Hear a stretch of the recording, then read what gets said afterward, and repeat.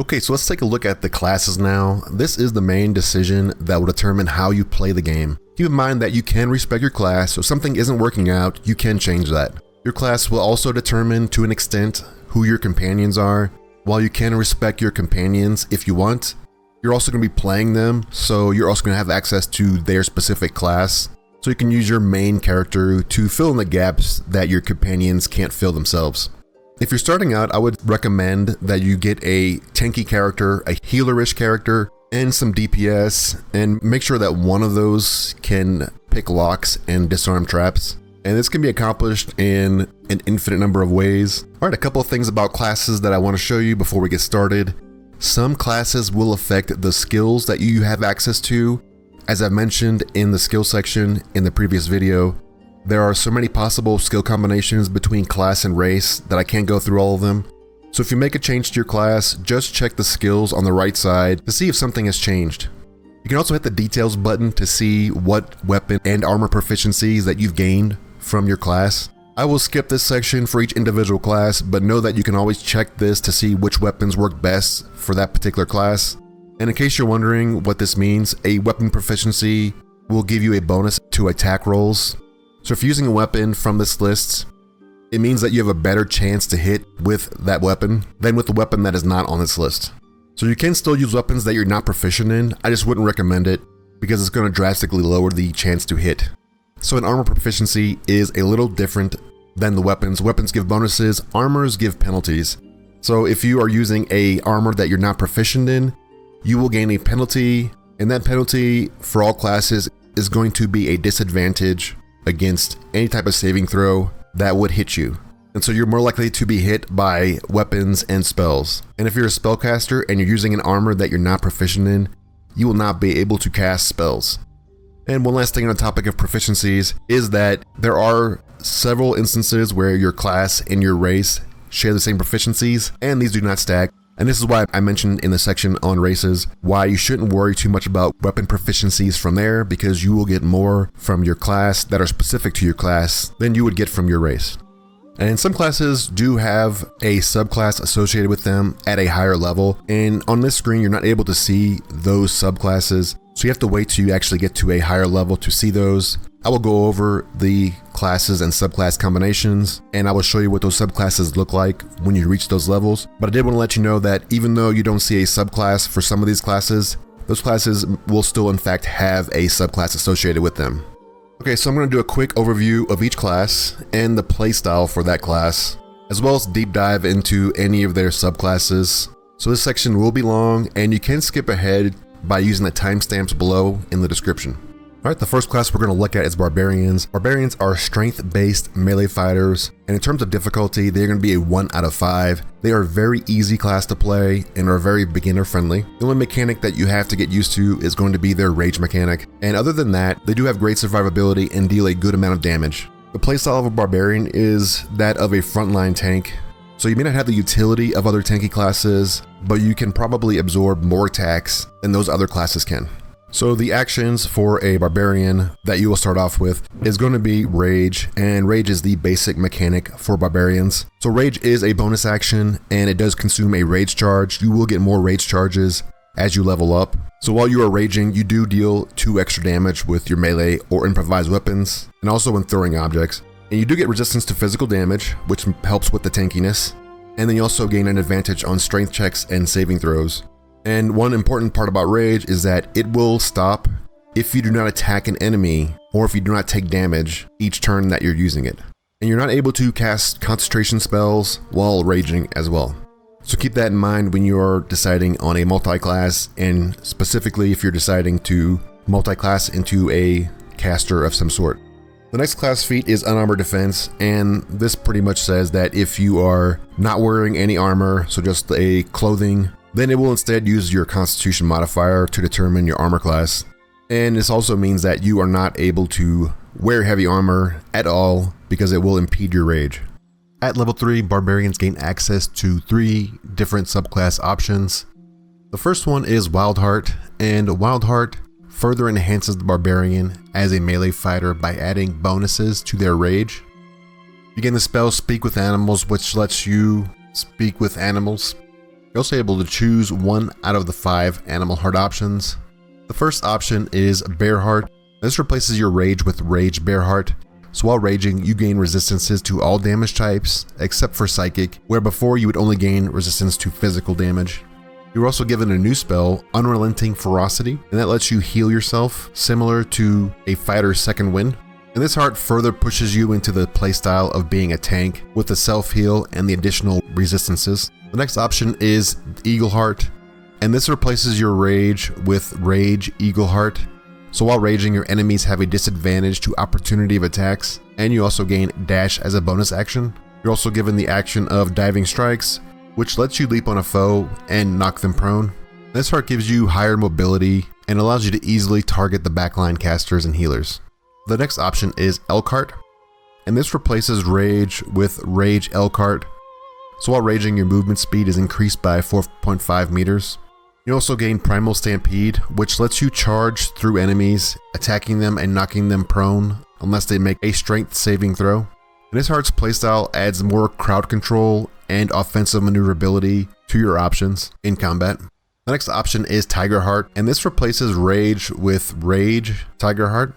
So while raging, you can jump an additional 4.5 meters. You also gain Tiger's Bloodlust, which lets you attack up to 3 enemies and cause them to bleed. The playstyle for this heart is focused on multi-target melee. You're going to be debuffing enemies when you hit them. The last option is Wolf Heart, and this replaces your rage with Rage Wolf Heart. So while raging, your allies have advantage on melee attack rolls against enemies within 2 meters of you. And you also gain Inciting Howl, which boosts your allies' movement speed by 3 meters on their next turn. And the playstyle for this heart is more focused on buffing your melee companions, and it should work well if you're all attacking the same target. Alright, the next subclass option is Berserker, and Berserkers further enhance the Barbarian's melee combat by dealing even more damage, but it does come at a cost. So Berserkers change their rage into Frenzy, and this gives them an additional attack option, such as using an improvised weapon as a bonus action. And Berserkers also gain Frenzied Strikes, which lets you make another attack with your melee weapon as a bonus action. However, you get a penalty to your attack rolls the more you use it. This penalty does not go away until your frenzy ends. And you also gain Enraged Throw, which lets you throw items or creatures as a bonus action and also deals more damage the heavier the item or creature is. And the last subclass option is Wild Magic. Your rage is changed to Rage Wild Magic, and so when you use your rage, you gain a random magical effect. You also gain Magic Awareness, which lets you buff an ally with an aura that boosts up nearby allies' saving throws with their proficiency bonus. The next class we're going to look at is Bards, and Bards are charisma-based spellcasters that focus on performances and conversations. They have a difficulty of 3 out of 5, meaning that they are in the middle in terms of how hard they are to play. Their difficulty lies in the fact that they are spellcasters, and you'll have to pick and choose the spells that they use in certain situations. And they do have a more limited set of spells that they will be able to use, with fewer cantrips and fewer spell slots than some of the other spellcasters. So their playstyle will primarily involve them being used out of combat just as much as they are used in combat. So in combat, you will fill the support role as your primary task. So you'll be providing the buffs for allies and the debuffs for enemies. And you will also be filling a secondary role as either a healer, a melee DPS, or a caster DPS. So when you pick your subclass as a bard, you will gain new features, and that will help you further fill that secondary role. Bards gain the ability to choose from 3 of any different skills to gain a proficiency in at the start. So when you combine that with their high charisma, they will be the primary conversationalists of your party. And they also have the flexibility in their skills to cover a wide range of jobs in the open world. For further information on skills, check out the part 1 of episode 0 in this series, where we go over all the skills and list what each one of those does. Alright, so onto the class features. So bards start out with 2 cantrips and 4 known spells, as well as 2 level 1 spell slots. So you can change the cantrips from this section here. So you can cast cantrips at any time, as often as you want. They do not require a spell slot to use, and so you can pick and choose the cantrips that you want to choose, depending on the playstyle that you want to go for. And bards can change their spells in this section, and the ones that you choose here will be the ones that you are able to cast. And since you have 2 level 1 spell slots, you will only be able to cast 2 of these in the beginning per long rest. And bards also are able to choose a starting instrument. There are multiple instruments that you can find throughout the world, so this is not as impactful as you might think. And primarily, this is just for sound and how it will sound whenever you are playing a song.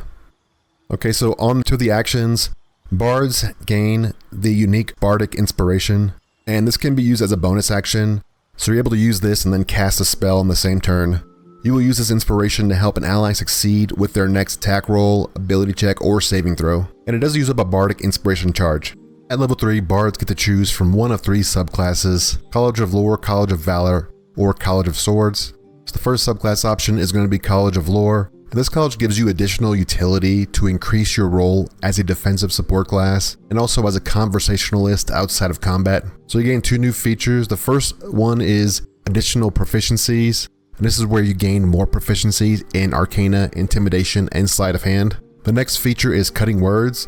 So Cutting Words is a reaction, and the target receives a 1d6 penalty to their attack roll, ability check, or damage dealt. The next subclass option is College of Valor, and this college gives you more utility as an offensively focused support. So you gain 1 new class feature, and this feature adds on to your bardic inspiration. So it includes weapon damage and armor class to a list of options that you can choose to roll your 1d6 die for. And the last subclass option is the College of Swords, and this college is a more melee combat focused playstyle. So you gain several new class features and proficiencies, as well as proficiencies in scimitars. So there are actually 3 new features, with 1 for melee and 1 for ranged. The first is Slashing Flourish, and this lets you attack up to 2 enemies at once, and this is the ranged version of that. The next is Defensive Flourish, and this increases your armor class by 4 if you land a hit. This is the ranged version of that one. And last is the Mobile Flourish, which lets you knock back an enemy and then teleport next to them, and this is the ranged version of that one. You are also able to select from one of 2 fighting styles. The first is Dueling, which adds 2 bonus damage when you're using a single one-handed weapon. And the other option is 2-weapon fighting, which adds bonus damage equal to your ability modifier to your offhand attacks when dual wielding. Okay, now we're at Clerics, and Clerics are a wisdom-based caster that wears light or medium armor and can also use shields. So they have a difficulty of a 3 out of 5 and are similar to bards in their learning curve. Their difficulty comes from them primarily being spellcasters, and that also requires you to prepare your spells before you use them. So you'll be having to choose before combat starts what spells will best fit the scenario that you will encounter. They also have more survivability than most of the other spellcasters, which makes them slightly easier to play. So the Cleric playstyle is fairly flexible, but you will most often be filling the healing role to some extent, and depending on the domain you choose, you can fully lean into that healing role, or you can take on a secondary role of either support, melee, or caster DPS. So Clerics start out with 3 cantrips, and you can select them from the cantrips section, just like you do with the bards. The number of cantrips you can cast does increase as you level up, or with certain feats that you pick. And one cantrip that I want to point out that is incredibly useful is Guidance. So if you don't have Guidance on another class in your party, then you definitely want to pick it up here. And the fact that Guidance is a cantrip means that it can be used in a lot of different skill checks, including ones outside of combat when you're talking with other NPCs.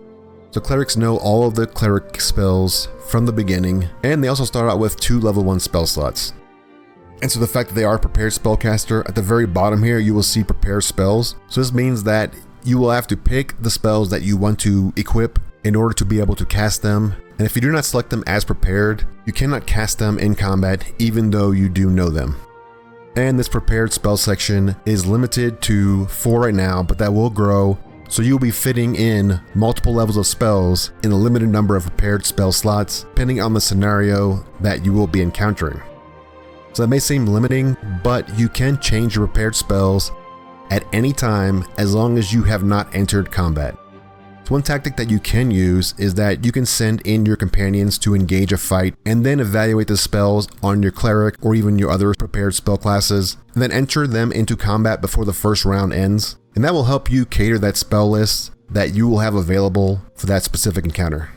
Alright, to further complicate things with the Cleric, they also gain the feature Domain Spells, and depending on the domain you choose, you will gain free prepared spells that don't use up your prepared spell slots. So this makes your playstyle as a Cleric heavily reliant on the domain you pick. Alright, so as a cleric, you are able to select your subclass from the beginning, and those are in the form of domains. So you can choose the subclass section below the cantrips part in order to select which domain you want to have access to. And as we can see, there are 7 different domains that you can choose as a cleric. And so essentially each domain will give you the domain spells that you always have prepared and a subclass feature that goes along with that particular domain. So the first domain that we're going to look at is Life Domain, and this is the best choice as a healer, and it is because you do have 2 learned spells off the bat that are always prepared. So those are Cure Wounds and Bless, and you also gain this subclass feature, which is Disciple of Life. And what this does is that whenever you cast a healing spell on a target, that target gains additional healing points equal to 2 plus the spell's level. So if you cast a level 3 spell, they're going to gain an extra 5 healing points on top of what that spell does. And as you level up as a Life Domain Cleric, you will gain even more bonuses whenever you cast your heals, such as being able to heal yourself when you heal an ally. Alright, the next one is Light Domain. And Light Domain is primarily more of a combat focused support where you are more defensive in nature. So you gain a new cantrip besides the initial 3 that you learn, and that's going to be Light. So if you did learn a Light cantrip, you can actually make a change on your other cantrips page because Light will override that one. And you also gain the 2 spells, Burning Hands, which is a damage spell, and then Fairy Fire, which is a supportive spell that lets you and your allies gain an advantage on attack rolls if that enemy did not make a saving throw. And then you also gain the subclass feature Warding Flare, and this is a shield of Divine Light that you can use your reaction, and it causes them to gain a disadvantage when they attack you. Alright, next is the Trickery Domain, and the Trickery Domain is going to be used primarily as a support class. So most of the spells within the Trickery Domain are going to be based on illusions and enchantments. So you gain Charm Person, and you also gain Disguise Self, and both of these are primarily used in conversations.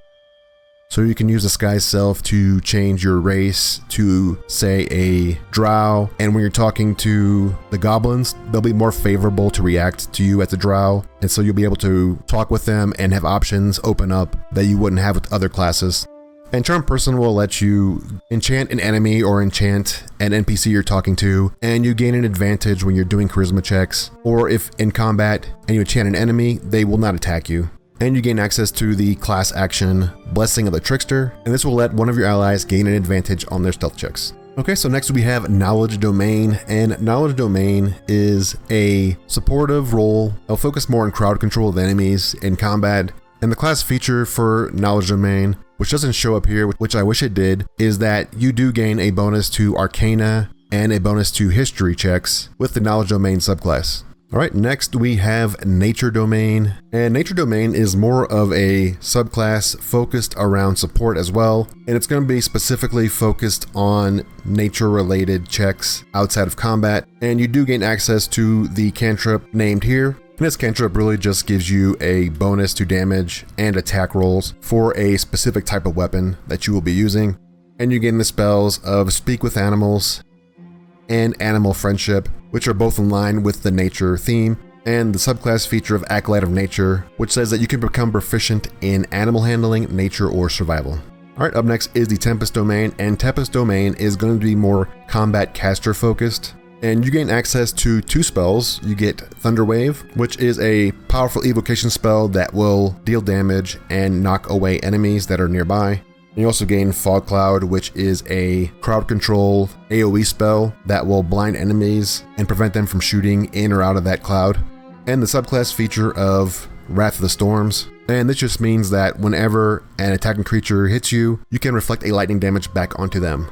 And finally we have War Domain, and War Domain is a more melee focused subclass for the Cleric, and they gain 2 spells. So you get Divine Favor, which boosts up your damage from your weapon, and you also gain Divine Shield, which boosts up your armor class. And they gain a subclass feature War Priest, which means that whenever you make a weapon attack, you get to use a War Priest charge and make an additional bonus attack using a bonus action. And one last selection that you can make as a cleric is that you can pick a deity that you want to serve as a cleric. And there are definitely a lot of different deities that you can serve, all with their own theme. So selecting a specific deity will not affect the domain that you chose. So feel free to read through each one of these and pick the one that best suits how you want to roleplay that character. Alright, the next class on the list is going to be the Druid, and Druids are wisdom-based spellcasters similar to the Cleric. I would say the difficulty of a Druid is a 4 out of 5, making them on the harder end of the scale to learn and master. And their difficulty comes from them having to prepare spells, while also having to have access to various types of shapeshifts. And each one of those shapeshifts has their own set of actions that can be used in a wide range of encounters. So due to the fact that Druids can fill so many different roles and bring so much utility to the battlefield, it does make them harder to master than most classes. A Druid can fill in at all of the roles at once as long as they have the correct spells prepared. And while they are not the best healing class, they can certainly replace a Cleric in that role. And likewise, they may not be the best tank, but they can certainly fill the role as your primary tank for your party. And they do fill in the role of support very well, and can also pump out DPS as a caster or a melee. The subclasses of a Druid will start to narrow down your specialty, but you are still going to be very effective in all those roles. So Druids start out with 2 cantrips, including the option to choose Guidance. So if you don't have Guidance on another class, this is an opportunity to grab it. And Druids also start out with 2 level 1 spell slots. And like the Cleric, you will have to prepare the spells as a Druid, so check out the Cleric section for more information on that process. At level 2, Druids will be able to select from one of 3 subclasses, and each subclass further enhances a part of the Druid's versatility. The first one is Circle of the Land, and this subclass option is more focused on being a caster, and it provides you with an additional cantrip. You gain the action Natural Recovery, which will let you replenish a certain number of spell slots outside of combat. You also gain access to the standard wild shapes. Each of these wild shapes provide different bonus hit points and add specific utilities when you change into one of them. The first is Badger, and this lets you burrow into the ground. The second is Spider, and this lets you enweb enemies. The third is Wolf, and this lets you buff allies' movement speed and increases damage against enemies. And the fourth wild shape is Cat, and this provides a more stealthy approach to certain situations. The next subclass option is Circle of the Moon, and this subclass is more focused on the wild shape ability, adding additional wild shapes as you level up. You start out with the action Lunar Mend, which lets you regain hit points while in wild shape, and you also gain access to the standard wild shapes, which are Badger, Spider, Wolf, and Cat. And you gain an additional wild shape, which is Bear, and bears are tankier wild shapes that also has a goat ability which forces an enemy to focus on you. The last subclass option is Circle of the Spores, and this is a more caster focused subclass which specializes in necrotic damage. You gain the standard wild shapes of Badger, Spider, Wolf, and Cat, and you also gain 2 new actions. The first is Halo of Spores, and this uses a reaction to deal 1d4 necrotic damage to an enemy. And the next action is Symbiotic Entity, which is a wild shape, and this wild shape lets you deal bonus necrotic damage, as well as your Halo of Spores damage is doubled. And you also gain the Bone Chill cantrip, which deals necrotic damage. Alright, up next is the Fighter, and Fighters are a strength or dexterity based class depending on the weapons or playstyle that you want to focus on. I would say a Fighter difficulty is a 1 out of 5. And they are in fact the easiest class to learn and master. They are primarily going to be used as a melee DPS, but can also be a tank, depending on the fighting style and subclass that you select. Fighters start out with Second Wind, which is a minor self-heal, and at level 2, they will get the feature that they are most known for, which is Action Surge. And that will let you take 2 actions on one of your turns. And Action Surge also makes fighters very flexible in multi-class builds, because every class can benefit from multiple actions. Fighters also gain another feature in the form of their fighting styles, which gives them a bonus to a specific set of weapons. So over here we have a list of fighting styles, and we'll start with Archery, and this gives you a +2 bonus to ranged weapon attacks, making you more specialized in ranged combat. Next is Defensive Fighting Style, and this will give you a +1 bonus to your armor class while wearing armor. And this, combined with the fact that fighters can wear heavy armor, will give you a pretty significant armor bonus, making them fairly good tanks. And next is going to be Dueling. And Dueling is whenever you are wearing a melee weapon that is one-handed and you're not dual wielding, you will get an extra 2 damage with your weapon. And the next one will be Great Weapon Fighting. And this one is fairly good because whenever you roll a 1 or a 2 on a damage die with a 2-handed weapon, you get to re-roll that die once. So this gives you the opportunity to boost up the damage whenever you make an attack with a 2-handed weapon. The next one is going to be Protection. So when you have a shield, you can impose a disadvantage on an attack against you or your allies. And this one is fairly nice. You can help your allies that are nearby you. And then we have 2 Weapon Fighting Style, and this is essentially whenever you are dual wielding. And the bonus for this is whenever you make an offhand attack, you can add your ability modifier to that damage attack, boosting up the damage of your offhand attack. At level 3, fighters gain access to 3 options for subclasses, which all add more complexity to the fighter class. The first subclass option is the Battle Master, and Battle Masters add more variety and flexibility to the fighter class through their maneuvers. They gain the feature of superiority dice, which act as both charges and dice rolls depending on the maneuvers that you pick. So you can choose 3 out of the possible 14 maneuvers. Each maneuver usually has an action or a passive associated with it, and they all require the use of the superiority dice in order to activate them. The first one in the list is Commander Strike, and this will let one ally of your choice get a free weapon attack. The next one is Disarming Attack, which lets you attack and cause the enemy to drop their weapons. And next is Distracting Strike, and this lets you attack an enemy, which gives your ally an advantage to the next attack made against it. Then we have Evasive Footwork, which causes the enemies to receive disadvantage when they attack you. And next is Feinting Footwork, so you can attack an enemy and gain advantage and deal bonus damage based on your superiority dice roll. Then we have Goading Attack, and this causes the enemy to focus on you, and then it gains a disadvantage when attacking anyone else. Up next is Maneuvering Attack, and this lets you attack and then give an ally an additional movement speed, and they also take no attacks of opportunity. Next we have Menacing Attack, and this is an attack that lets you frighten your target. Then we have a Precision Attack, and this lets you add your superiority dice roll to your next attack roll. Then we have Pushing Attack, which lets you attack and then push your target 4.5 meters away. Next is Rally, and this gives an ally 8 temporary hit points. Next we have Riposte, and when an enemy misses you, you can attack him back, dealing an additional 1d8 damage. Then we have Sweeping Attack, and this attack lets you attack multiple targets in an arc in front of you. And finally we have Trip Attack, and this is an attack that lets you knock the target prone. The next subclass option is the Eldritch Knight. This subclass combines intelligence-based magic with melee attacks. As an Eldritch Knight, you gain 2 cantrips and 2 level 1 spells at the start, and this does go up as you level. And you also gain the action Weapon Bind, which prevents your weapon from being knocked out of your hands, and when you throw it, it will automatically return to you. And the final subclass option is the Champion. Champions are more crit-focused melee damage dealers. They gain the class feature Improved Critical Hit, and this reduces the number to crit by 1. By default, a dice roll of 20 will crit, and with this it would be a 19 or higher to crit. And there are also feats that further reduce this number that will stack with this feature, which will allow you to crit more frequently. Alright, next up is the Monk class, and monks are dexterity-based melee fighters that specialize in dealing multiple attacks per turn and a high amount of movement speed.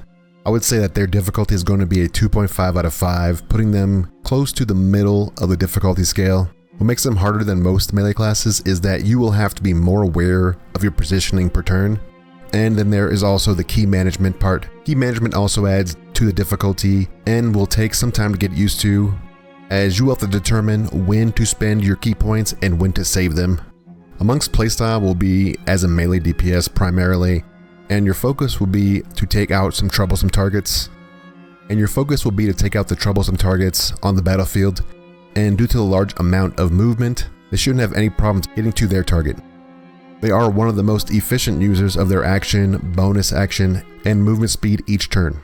So monks start out with Flurry of Blows, which will be your main key spender in the beginning. You spend a key point and use a bonus action to make 2 unarmed attacks on an enemy, and your subclasses will further enhance your Flurry of Blows and add on various effects, which we will get into shortly. Their first class feature is Key, and Key are the charges that you use to perform your class's actions. Then we have unarmored defense, and this is similar to the Barbarian version, only monks use their wisdom modifier instead of the constitution to boost up their armor class. Monks gain dexterous attacks, which essentially replaces your strength modifier with dexterity for your unarmed attacks. They also get death strikes, and this sets the base damage and type for your unarmed attacks. Typically your weapons will do more damage than 1 to 4. And they also get bonus unarmed strike, and this lets you make another unarmed attack as a bonus attack. So if you're not using your flurry of blows, you can instead just make a single attack with your bonus action. At level 3, monks will be able to choose from one of 3 subclass choices. And each one of these subclasses adds more options on how they will spend their ki. The first option is Way of the 4 Elements. And with this subclass, you step more into the playstyle of being a caster by choosing up to 3 spells. And these spells will all use your ki to cast instead of using a spell slot, and you will be able to attack as a bonus action after you cast a spell. You also gain the action Harmony of Water, and this will let you regain half of your ki points outside of combat, and this helps offset the heavy costs of these spells and will allow you to cast them more frequently. The next option is Way of the Open Hand, and this subclass gives you more crowd control options and lets you deal with more troublesome targets in different ways. You gain access to 3 new actions that enhance your flurry of blows. The first new action is Flurry of Blows Topple, which adds the possibility of knocking someone prone with your flurry. The second is Flurry of Blows Stagger, and this adds stagger to your flurry of blows, preventing the target from being able to use their reaction. And the third is Flurry of Blows Push, which adds the ability to push the target 5 meters away with your flurry. And the last subclass option is Way of Shadow, and this playstyle provides a more stealthy and utility approach to playing a monk. You gain access to several new spells and actions, as well as a cantrip. The first action is Shadow Arts Hide, which lets you hide as a bonus action. The next spell is Shadow Arts Pass Without Trace, and this gives you an aura which adds +10 to your stealth checks to you and everyone around you. The next spell is Shadow Arts Darkness, and this lets you cast the spell Darkness, which blinds everyone within an area and prevents range attacks in and out of it. The next spell is Shadow Arts Dark Vision, and this lets you cast Dark Vision on someone. And the final spell is Shadow Arts Silence, and this lets you cast silence over an area, preventing anyone within it from being able to cast. And you gain the cantrip Minor Illusion, which helps you position while in stealth. Okay, and next we have the Paladin class, and Paladins are strength-based melee fighters that also deal radiant or necrotic damage. I would rank them as a 2 out of 5 in the difficulty scale. While they are primarily melee, they do have spells starting at level 2, which will add some complexity to the class overall. Paladins also gain several reactions and stacking effects to their melee attacks, which does take some getting used to. The number of spell slots that they gain are more limited than most of the caster classes, so the primary playstyle of a paladin will always be that of a melee damage dealer. They can also fill secondary roles of tank, caster, or as a healer, and in that order, and this depends on the oath that they take. They gain Lay on Hands, which lets you heal and cure diseases and poisons, and Lay on Hands do not use up spell slots, and instead they have their own charges. They also gain Divine Sense, which is a bonus action that lets you take advantage to attack rolls on Celestials, Fiends, and Undead. And all Paladins get Oath charges, which are the charges that you use to cast your subclass abilities. At the start, Paladins will be able to choose from one of 3 subclass choices, and these choices all require that you fulfill a specific oath as a Paladin. And there is a 4th subclass that you can access called Oathbreaker, which will require that you break the oath of one of the other subclasses that you choose. The first option is Oath of the Ancients, and the playstyle of this subclass will fulfill the role of a secondary healer as well as a caster, and the spells that they access are similar to that of a druid. You gain the action of Healing Radiance, which will heal you and your allies over 2 turns, and this does require an oath charge and can be cast as a bonus action. And the tenets involve you doing acts of kindness for people to maintain your oath. The second subclass option is that of the Oath of Devotion, and this option is a more traditional paladin where you're using radiant damage and protection for you and your allies. You also gain access to more defensive spells, which allows you to fulfill the secondary role of a tank. You gain the action Holy Rebuke, where you grant an ally an aura that deals reflective radiant damage. The tenets involve you doing what is lawful and avoiding criminal activity to maintain your oath. The third option is the Oath of Vengeance, and this playstyle uses spells to further enhance your party's melee damage. You gain the action Inquisitor's Might, where you and your allies do radiant damage with your weapon attacks, and the tenets involve you dispatching evil creatures in any situation to maintain your oath. And the final subclass option for Paladins is the Oathbreaker, and in order to become an Oathbreaker, you will have to go against the oath that you chose initially. Once your oath is completely broken, you will gain access to new spells and a Channel Oath ability. And the playstyle of the Oathbreaker is heavily focused on being a necrotic melee damage dealer, and your Oath Charge ability is Spiteful Suffering, which deals necrotic damage, and you gain advantage when attacking that enemy. The next class on the list is the Ranger, and Rangers are dexterity-based range fighters that can also cast spells, and in terms of difficulty, they would be at a 2 out of 5. The primary damage will be range attacks, which are not that difficult to do. They do, however, gain spells which you will have to choose which ones to cast, which does further add to the complexity. As a Ranger, you'll be able to choose between a favorite enemy and a natural explorer. And these both help form a type of Ranger you will be, and they add to your list of actions and features. The subclass will be the primary determining factor on your overall playstyle as a Ranger. You can choose one favorite enemy out of the 5 options here. The first is Bounty Hunter, and this will give you a bonus proficiency to investigation checks and enhance your ensnaring strike by giving the target disadvantage to their saving throws. The second option is Keeper of the Veil. You gain proficiency in Arcana, and you gain the spell Protection from Evil and Good. The third option is Mage Breaker. You gain proficiency in Arcana, as well as you gain the spell True Strike. The fourth option is Ranger Knight.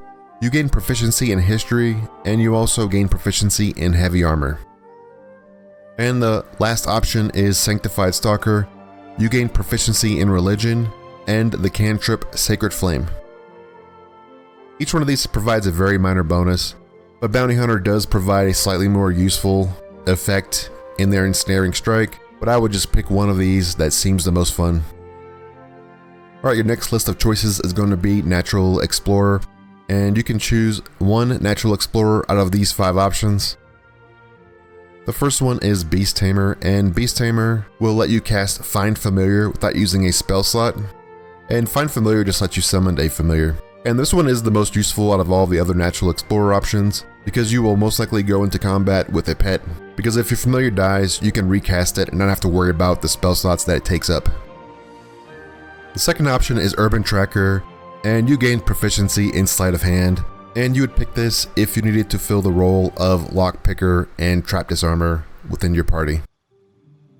The next option is Wasteland Wanderer Cold, and this just gives you resistance to cold damage. And likewise Wasteland Wanderer Fire, and this also just gives you resistance to fire damage. And finally there's Wasteland Wanderer Poison, which gives you guessed it, resistance to poison damage. So out of these options, I would just pick one of the first 2 options, with Beast Tamer being the best choice overall. At level 3, you will be able to choose from one of 3 options for your Ranger subclass. And these subclasses will have different playstyles that will be added to the Ranger. The first option is Beastmaster, and this allows the Ranger to pick a pet, which each brings a different type of utility to the battlefield. Beastmasters start out with one action, and that is Ranger's Companion, and you'll be able to call a beast to fight with you. And there are multiple beasts that you can choose from when you cast this spell, and your choices of beasts are Boar, Wolf Spider, Bear, Dire Raven, and Wolf. The next option is Gloomstalker, and a Gloomstalker's playstyle is more like a rogue in that you will be attempting to open up with a lot of damage and playing around stealth. You gain several new features and actions. First is Dread Ambusher, which gives you a +3 bonus to initiative, as well as giving you a bonus to movement speed and damage on your first turn. You also gain Superior Dark Vision, which lets you see further in the dark, and this is very useful specifically for ranged damage dealers. You also gain the action Dread Ambusher Hide, which lets you hide as a bonus action. And you also gain the action Umbral Shroud, which lets you cast invisibility on yourself. And you gain the spell Disguise Self. The last subclass option for a ranger is Hunter, and as a hunter you will specialize in a specific type of enemy encounter, and that will provide you a bonus to that encounter. The first option is Colossus Slayer, and this allows you to deal more damage if your target is not at full health. So this playstyle is catered more towards dealing more damage against bosses. The next option is Giant Killer, and this allows you to use your reaction to make a melee attack against a large or bigger creature, and this is a more specific playstyle and is beneficial when fighting large monsters that are attacking you. And the last option is Hordebreaker, and this gives you an action that allows you to attack two creatures that are close to each other. And this playstyle allows you to deal multi-target damage and is beneficial when fighting larger groups of enemies. The next class on the list is the Rogue, and rogues are primarily dexterity-based melee damage dealers, but you can do decent damage at range as well. And they have a difficulty of what I would consider a 2 out of 5. Their mechanics are fairly straightforward at the surface, but they do become slightly more difficult when you are attempting to make the most out of your sneak attack and are trying to find foes that you have an advantage on. Rogues gain access to a feature at level 1, which will focus you in on their unique playstyle, and that action is going to be Sneak Attack, which there is a melee and ranged version of. Sneak Attack lets you deal extra damage against enemies that you have advantage on, or if an ally is within melee of that enemy. There are quite a few ways that you can gain an advantage on an enemy. You can utilize allies, spells, feats, and also attacking from stealth. So level 2, you will be able to hide as a bonus action, which will allow you to attack from stealth more frequently. Rogues also gain Skill Expertise, which doubles the proficiency of 2 skills that you already have proficiency in. And so this adds more versatility to rogues outside of combat, as even with low charisma, they can still pass quite a few skill checks within a conversation. At level 3, rogues will be able to choose from one of 3 subclass choices. The first option is Thief, and the Thief playstyle is very flexible, and it has a wide range of uses, including extending what you can do in a single turn of combat. The first feature that you will get is Fast Hands, and this gives you an additional bonus action. With having 2 bonus actions, you can perform a wide range of actions per turn. Some examples of this are using your cunning actions, your potions, poisons, shove, and there are many more. The next subclass feature is Second Story Work, and this greatly reduces your fall damage, so you can jump from greater heights with little to no effect. This is also another seemingly small feature, but it does have a lot of uses in and out of combat. The next subclass option is Arcane Trickster, and this lets you dip into magic and enhance your rogue skills. You start out with 2 cantrips, which come from the wizard cantrip list, and you're also able to pick 2 spells for your level 1 spell slots, and these are specific to the Trickster Rogue, and you're able to select an additional spell slot from the list of wizard spells. You also gain 2 class features. The first is the addition of 2 level 1 spell slots, which will be used to cast your spells. And the second one is Mage Hand Legerdemain. This is an improved version of Mage Hand, which is invisible and gains additional rogue specific actions. And you also start off with the Mage Hand cantrip. The last subclass option for Rogue is Assassin, and this turns the Rogue class into the ultimate opener, gaining bonuses during the surprise round of combat. You gain 3 subclass features. The first is Assassinate Initiative, and this gives you an automatic advantage to enemies that are lower than you on the initiative roll. The next feature is Assassinate Ambush, and this gives you an automatic crit on successful attacks to surprise creatures. And the third feature is Assassin's Alacrity, which immediately restores your action and bonus action at the start of combat. Typically, if you perform an action or bonus action during the surprise round, you will lose them on the first turn, and this helps assassins get around that. The next class on the list is the Rogue, and rogues are primarily dexterity-based melee damage dealers, but you can do decent damage at range as well, and they have a difficulty of what I would consider a 2 out of 5. Their mechanics are fairly straightforward at the surface, but they do become slightly more difficult when you are attempting to make the most out of your sneak attack and are trying to find foes that you have an advantage on. Rogues gain access to a feature at level 1, which will focus you in on their unique playstyle, and that action is going to be Sneak Attack, which there is a melee and ranged version of. Sneak Attack lets you deal extra damage against enemies that you have advantage on, or if an ally is within melee of that enemy.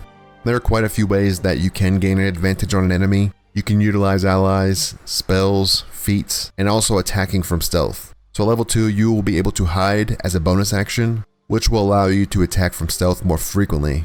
Rogues also gain skill expertise, which doubles the proficiency of 2 skills that you already have proficiency in. And so this adds more versatility to rogues outside of combat, as even with low charisma, they can still pass quite a few skill checks within a conversation. At level 3, rogues will be able to choose from one of 3 subclass choices. The first option is Thief, and the Thief playstyle is very flexible, and it has a wide range of uses, including extending what you can do in a single turn of combat. The first feature that you will get is Fast Hands, and this gives you an additional bonus action. With having 2 bonus actions, you can perform a wide range of actions per turn. Some examples of this are using your cunning actions, your potions, poisons, shove, and there are many more. The next subclass feature is Second Story Work, and this greatly reduces your fall damage, so you can jump from greater heights with little to no effect. This is also another seemingly small feature, but it does have a lot of uses in and out of combat. The next subclass option is Arcane Trickster, and this lets you dip into magic and enhance your rogue skills. You start out with 2 cantrips, which come from the wizard cantrip list, and you're also able to pick 2 spells for your level 1 spell slots, and these are specific to the Trickster rogue, and you're able to select an additional spell slot from the list of wizard spells. You also gain 2 class features. The first is the addition of 2 level 1 spell slots, which will be used to cast your spells. And the second one is Mage Hand Legerdemain. This is an improved version of Mage Hand, which is invisible and gains additional rogue specific actions. And you also start off with the Mage Hand cantrip. The last subclass option for Rogue is Assassin, and this turns the Rogue class into the ultimate opener, gaining bonuses during the surprise round of combat. You gain 3 subclass features. The first is Assassinate Initiative, and this gives you an automatic advantage to enemies that are lower than you on the initiative roll. The next feature is Assassinate Ambush, and this gives you an automatic crit on successful attacks to surprise creatures. And the third feature is Assassin's Alacrity, which immediately restores your action and bonus action at the start of combat. Typically, if you perform an action or bonus action during the surprise round, you will lose them on the first turn, and this helps assassins get around that. And next we have Sorcerer. And Sorcerers are a charisma-based pure spellcaster. And a Sorcerer has a difficulty of a 4 out of 5. They have a limited set of spells that they work with overall, but they don't have to prepare any of those. They do start getting more complex when you gain access to their sorcery points, which lets you modify spells, and deciding how and when you use your sorcery points will drastically increase the difficulty and decision making for each encounter. Sorcerers start out with 4 cantrips, which is more than the other classes. However, they only start out with 2 level 1 spells, and due to the limited number of known spells, a sorcerer will primarily be focused on damage dealing spells and less on the utility spells. At the start, sorcerers will be able to choose from one of 3 subclass choices, and each of these subclasses adds its own unique spin onto spellcasting. The first choice of subclasses is Wild Magic, and Wild Magic introduces 2 features. The first is Tides of Chaos, and this is where you gain an advantage to your next attack roll, ability check, or saving throw, but this comes at a risk of increasing your next Wild Magic Surge. The second feature is Wild Magic Surge, and this is where you cast a spell, you have a chance to cast a random secondary spell, and this becomes a problem because that random spell can be beneficial or it can be harmful to you and your party members, and potentially knock one of them out.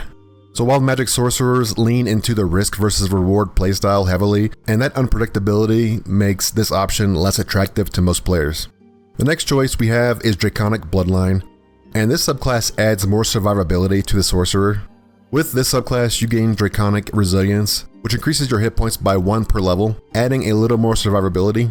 And you also gain Draconic Resilience, which sets your base armor class to 13 when not wearing armor, and this typically is better than wearing robes or other light armors, especially in the beginning. You're also able to pick from a dragon ancestor, and based on your choice, you gain an enhancement to that dragon's particular damage type, as well as a resistance to that damage type. And you also gain a free spell that you can learn themed around the type of dragon. So if you look at the red dragon ancestry, which are fire based, at level 6 our fire spells will deal more damage and you become resistant to fire damage. And you also gain burning hands from the start. Black dragon ancestry boosts your acid damage and your acid resistance at level 6. and you gain the spell Grease. Blue Dragon Ancestry boosts your lightning damage and resistance, and you gain access to Witch Bolt. White Dragon Ancestry boosts your cold damage and resistance, and you gain Armor of Agathes. Green Dragon Ancestry boosts poison damage and resistance, and you gain Ray of Sickness. Gold Dragon Ancestry also boosts fire damage and resistance, and you gain Disguise Self. Silver Dragon Ancestry also boosts cold damage and resistance, and you gain Featherfall. Bronze Dragon Ancestry also boosts lightning damage and resistance, and you gain Fog Cloud. Copper Dragon Ancestry boosts acid damage and resistance, and you gain Tasha's Hideous Laughter. And Brass Dragon Ancestry also boosts fire damage and resistance, and you gain Sleep. The main part of each one of these is the bonus spell damage for that type, so you may want to be leaning towards a particular theme like cold. You'd want to pick the corresponding dragon ancestry.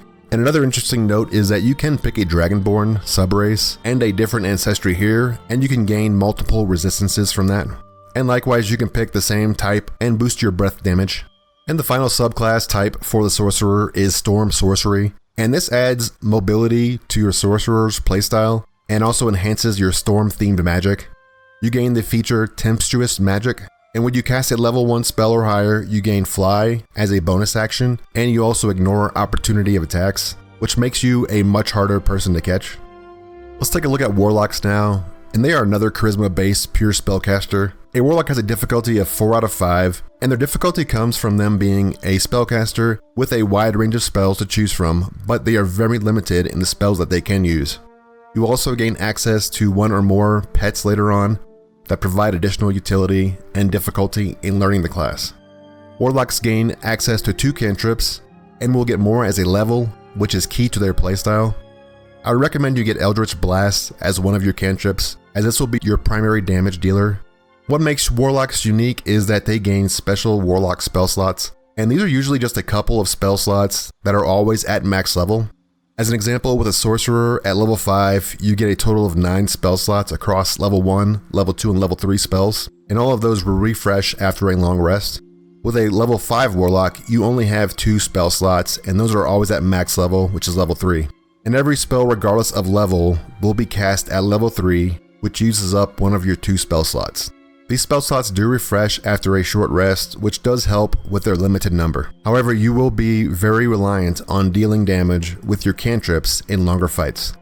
At the start, Warlocks will be able to choose from one of 3 subclass choices, and each of these subclasses adds a unique effect onto your spellcasting. The first option is Fiend.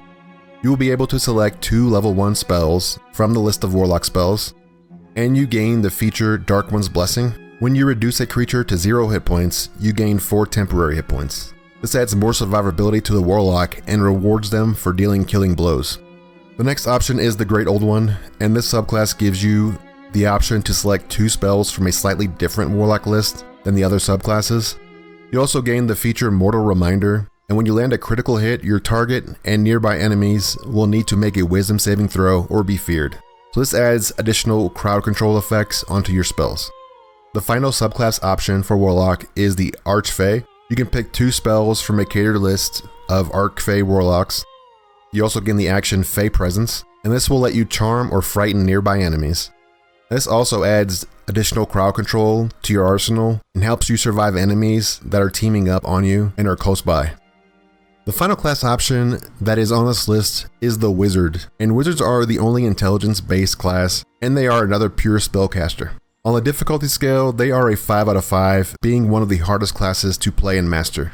The difficulty comes from them being able to learn nearly every spell by reading scrolls. They also have to prepare and narrow down that massive list to a select few number of spells based on the encounter. There will be a lot of thought put into what spells to prepare, and you will often wish you chose one over another when in battle.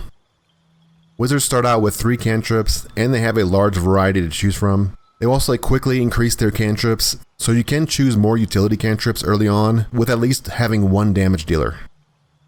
You can also pick 6 spells that you learn at the start. However, you can learn more spells by spending gold and reading that scroll, so this is not as an important decision as you may think. Wizards also gain the action Arcane Recovery, and this gives you a way to recover some of your spell slots by spending Arcane Recovery charges, and each level costs 1 charge, and your charges increase as you level. You will usually choose to recover either one max level spell slot or several lower level spell slots after a battle. You also have a large amount of spell slots per level, so you can usually go longer than most spellcasters without having to take a long rest. At level 3, wizards will be able to choose to specialize in one of 8 different schools of magic as their subclass. All of these subclasses provide the Savant benefit, which reduces the cost to learn scrolls from that specific school of magic by half. So if you pick the divination to specialize in, and you are learning a level 2 divination scroll, the cost will be 50 gold instead of 100 gold. You are also able to learn 2 new spells, but those aren't specific to that school of magic. It's not really important enough to go over those differences. Each school also provides a unique bonus feature that is themed around that type of magic. The first option on this list is Abjuration, and Abjuration spells are mostly defensive, and they provide bonuses to armor and shields. You also gain the feature of Arcane Ward. When you cast a spell, you gain bonus hit points that protect you, which is in line with the defensive theme of this school. The next option is Evocation. Evocation spells are offensive and tend to lean towards AoE damage. Along with the 2 spells and the Savant feature, you also gain Sculpt spells, and this feature allows you to cast evocation spells like Fireball and not have to worry about you damaging your allies. If you do not have this feature and you cast Fireball and it hits your allies, there is a chance that you also deal damage to them. And be aware that this only works for evocation spells, so be sure you know which type of spell you're going to cast over friendly targets. The next option is Necromancy, and these spells involve more necrotic damage and lifesteal. Their unique subclass feature is Grim Harvest, and when you land a killing blow, you gain hit points equal to 2 times the spell slot being used, or 3 times if it was a necromancy spell that was used. The next option is Conjuration, and the theme of Conjuration is summoning real creatures and objects and terrains into the world. And their unique subclass feature is Minor Conjuration Water, and this lets you create a surface of water in an area, and this water surface can be electrified or frozen to add additional effects and damage. The next option is Enchantment, and the theme of enchantment is usually around some sort of mind control, usually involving a wisdom saving throw to prevent them. The unique subclass feature is Hypnotic Gaze, and this lets you charm or incapacitate a target, and this does not use a spell slot. The next option is Divination, and Divination is themed around gaining an advantage both in and out of combat. The unique subclass feature is Portent, and this lets you roll a dice that you can use to override an enemy's attack roll or their saving throw. Up next is Illusion, and illusion magic is themed around creating fake images of creatures or items. And their unique subclass feature is that they get an improved minor illusion, which lets you cast it as a bonus action. The final option in the School of Magics is Transmutation, and Transmutation is themed around converting matter or materials from one type to another, and this also includes yourself to enhance your own physical abilities. The unique subclass feature is the ability to brew 2 alchemical solutions instead of 1, but this does require you to pass a medicine check.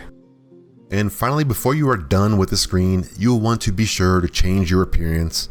So go down here and click Edit Appearance, and there are a lot of customizations you can make to your character. So this is one of those things you are not able to change after character creation, so you may want to spend a little time creating your character the way you want to see it, because you will be seeing your character up close very often.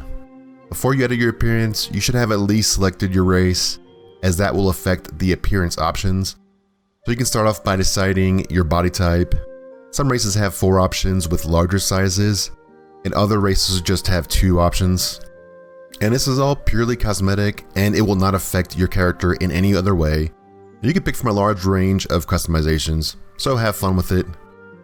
So in order to make changes to different parts of your character, you'll have to click on the right hand side, and you can scroll up and down within this section. So be sure to go through each one of these and make those changes. And when you're done, just click Edit Character, and you'll be back in this screen. And you can make any changes here. And if you're done with that completely, just hit Proceed. Alright, so this is kind of the finalization section for our character. We have to name our character, and so you can just enter a name here, or leave the default if you want. And then you hit Proceed again. And we now get to this section where it asks us about a Guardian. So a Guardian is a character that we will see throughout the game, and they're going to kind of guide us in parts of the game and give us like some narration as we approach areas. It's kind of a way to fill in the plot line of the story. So you'll see this character sort of semi-frequently throughout the game. So you can actually make this character anything you want, or if you don't want to deal with it, just keep the default. And now we hit Venture Forth, and this will complete our character customization, and this will lock in our race, appearance, this guardian, and our background. And so that's it. We did complete all of the character creation portion. So that's going to complete this episode. And what I will do is I will end the episode with the opening cutscene. So you can watch that if you want to watch that. But that's going to be it for this episode. I thank you for watching. I appreciate all the support, and I'll see you in the next one. Goodbye.